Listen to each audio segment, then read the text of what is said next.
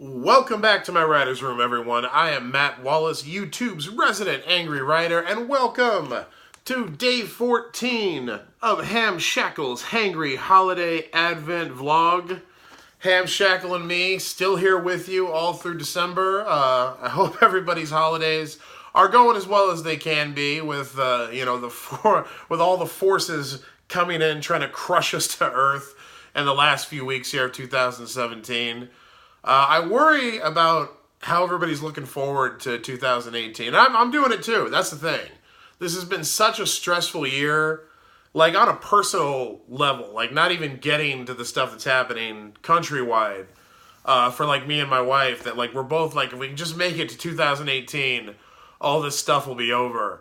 And I worry that 2018 is just going to be a massive disappointment. This is not in the holiday spirit.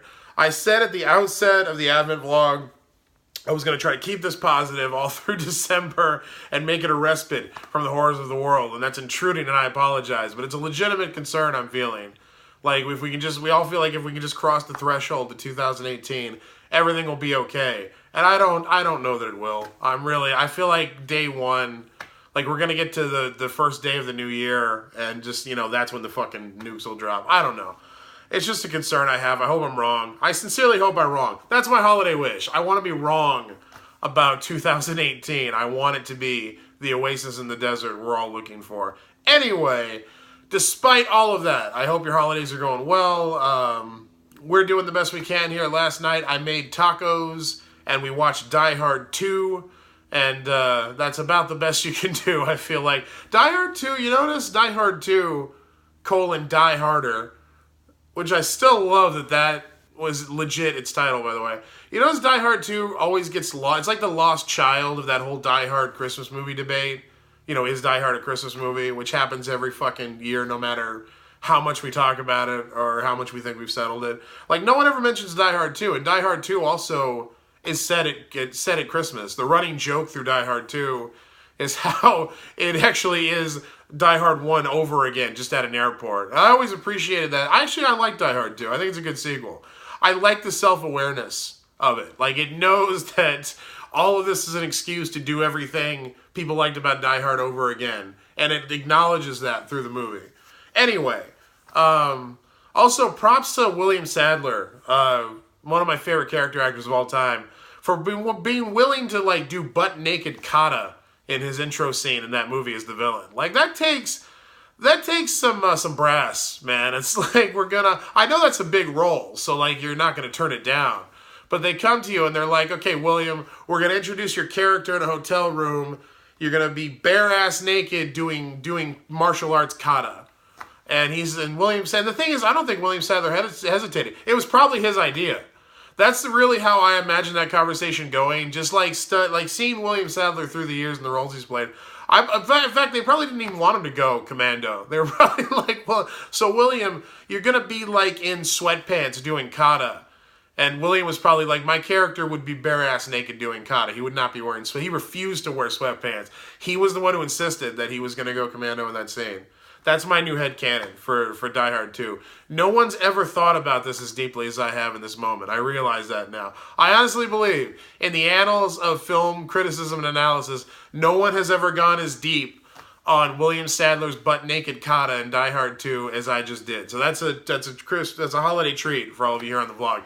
Anyway, it is the Advent vlog, and we're not here to talk about William Sadler's bare ass. We're here to dedicate this episode to a member of Team Hamshackle and talk about what they want me to talk about. Not this nonsense. This is why I need you folks to feed me vlog topics, because when you leave me to my own devices, I talk about William Sadler bare-ass doing martial arts kata in Die Hard 2. That's what I do.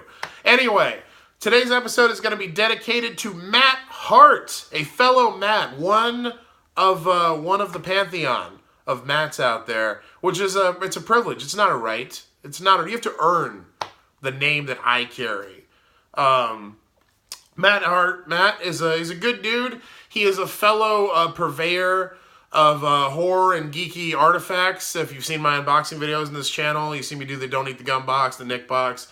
Matt is very into that stuff as well. He has his own YouTube channel. He also has a horror group on Facebook. He is Matt the Collector on both. So go check out Matt the Collector on YouTube and on Facebook. And Matt, thank you for supporting my channel.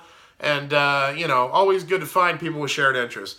So Matt wanted me to talk about, I wrote it on a little Post-it, he wanted my story of how my love for horror began, and he also wanted my thoughts on the original Halloween movie and the sequel that came out in 1981, I believe.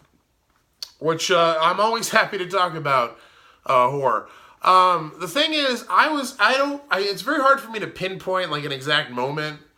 There wasn't like one movie or one thing that like awakened me to the horror genre, because I was a child of the 80s. And in the 80s, horror was everywhere. It was a horror explosion in mainstream. It was like Nightmare on Elm Street. There was nothing bigger than that. I remember having the Freddy glove like we all did, and seeing all the movies way younger than I should have been allowed to see any of them. And I've talked about that before. All the Jason movies I remember, like all the slasher, all the 80s horror stuff, Chucky. It's just like, it was almost like you were issued a kit if you grew up in the 80s, like a horror starter packet. And I just remember being inundated with that. I remember always being into it. And I remember, like everybody else, not thinking how screwed up it was that Freddy Krueger, a child rapist and murderer, became a children's character. That's still, like, when you really stop and think about that, that's still really screwed up. Like, I should not be an 8-year-old with a Freddy mask and a glove. Like, that should not have been a thing. We had some issues back then. Not like we don't now. It's not like we're any better culturally now. But that was a messed up thing. But anyway, so as a child of the 80s, you just kind of got into horror naturally. Mainstream stuff on a mainstream level, like slasher movies in particular, because that was everywhere. When I really started to investigate horror as a genre and really dig deeper into it and really become like a fan was when I started reading. When I got into like Stephen King that was an early influence. My mother loved Stephen King. She had all of Stephen King's books. And when I got to an age where I started reading books, he was one of the first authors I read. And that got me into that. And that led me to seek out other authors in the field. And that's really where like a serious love, not just like an osmosis appreciation of all the horror media around me, kind of started. Then I later, and as I got a little older and started getting into more authors, that's when I found like Poppy Z. Bride and like Dan Simmons and Rex Miller, and a lot of the like David J. Scow was a big deal. Like when Splatterpunk blew up in the 90s, like I was exactly the right age for it. So that's really what started informing like my love and my opinion of horror as a genre. And then that fed back into movies and, going and looking at more obscure stuff that I hadn't seen before and more stuff that had more substance to it, and then like Del Toro came along and that was like a whole, I remember that got me back into horror after a while. That was kind of like a revolution for me. But yeah, it was really becoming a reader that got me into the horror genre as a whole medium on a serious level. And it was later that I actually saw Halloween for the first time. Going into the second part of what Matt wanted me to talk about, my thoughts on the original Halloween and the sequel. If you're not familiar, so everybody knows Halloween, John Carpenter, Michael Myers, the awful William Shatner mask, sanded and painted white, Jamie Lee Curtis, that whole thing. If you're not familiar with like all of the sequels that followed, it had it's a very storied franchise. Because like they shot the second one basically takes place like right after the first one. It's just one continuous thing. I'll often watch them as one movie because it's like one story. Then they did the third one, and it was like Season of the Witch, and it had nothing to do with anything. They were going to make like Halloween a horror anthology kind of franchise, where each movie would be called Halloween but have a different plot. Then they realized that was a dumb idea, and they went back to the Michael Myers, Jamie Lee Curtis storyline. Did like 2 fairly decent sequels, and then like everything since then has pretty much just been this scattered awful mess, and they've made like 1 million of them. But anyway, the original, like when you view it in the context of its time, was a very good suspenseful horror movie, and it created all the tropes we think of in the slasher genre. That didn't exist before Halloween. You do have to give it credit on that level. Like everything we think of as a cliche, that was when it was new. That's when they were innovating and doing new things in the genre, and it worked so well it became tropes and cliches. So I love the original Halloween movie, and I love the sequel too. Like I said, I'll watch them back to back. I'm down for that story. What always appealed to me about Halloween wasn't like the slasher movie aspect, or the kills, or the gore, or like the sexy babysitters, or any of that stuff. I always loved, the two things about Halloween I always loved were the mythology of Halloween and then Donald Pleasence. And the mythology of Halloween I always found very intriguing, because you've got this character, Michael Myers, who's like, his main motivation, he is driven, he is compelled, he is like quasi-supernaturally consumed with annihilating his own family. Like, if he has to kill every member of his family. And if he finds out he's got like a lost cousin or something, then he breaks out of a mental hospital and goes after them. But that's the thing. Like, as long as nobody in his family is alive, Michael Myers is fine. He's cool. He's chill. He's content to sit comatose in an asylum and not do anything. But if he hears there's a Myers cousin somewhere in Oxnard, Tennessee, he breaks out of the asylum and will kill states full of people to get to that relative and kill them. And they never really fully explain like why he has to do that, but I always found that really intriguing. Like the thing that I always brought to the Halloween movies as a fan was like my own like fan canon and theories and like internal fan fiction about why Michael Myers is this thing compelled to destroy his own family, why he has to do that. I always found that really intriguing. They kind of sort of tried to explain it in the latter sequels. There was like a cult thing going on. I don't even remember at this point because I thought it was stupid. I much prefer my own head. I prefer the question rather than the answer. So I always found that really intriguing. And Donald Pleasence is like the soul of those movies. And to me, he's the reason why they work as well as they do. Because he was just such an amazing actor. He had like that Christopher Lee thing where he brought legitimacy. You know, no matter how terrible the sequel was, if Donald Pleasence was in it, I was there, because Donald Pleasence was never not amazing in these movies.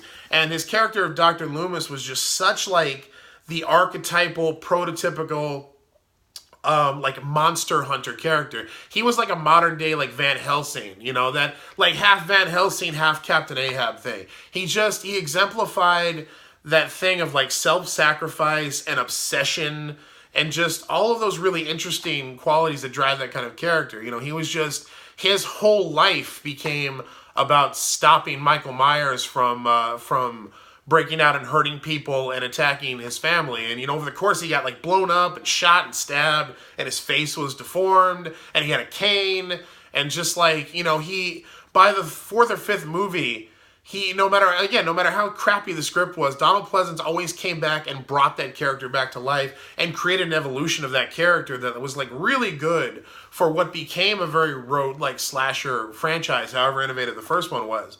And I love Donald Pleasence in those movies. He's one of my favorite characters in the pantheon of horror movies.